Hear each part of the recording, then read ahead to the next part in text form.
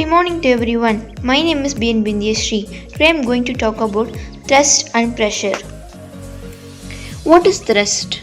The force acting on a body perpendicular to its surface is called thrust. The formula of thrust is pressure into area. SI unit of thrust is Newton. Pressure.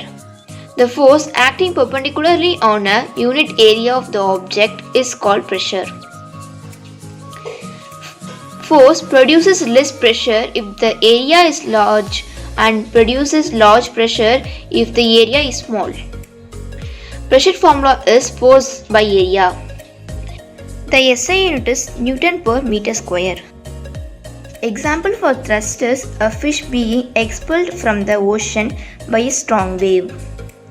A simple example of pressure is holding a knife to a piece of fruit. Thank you.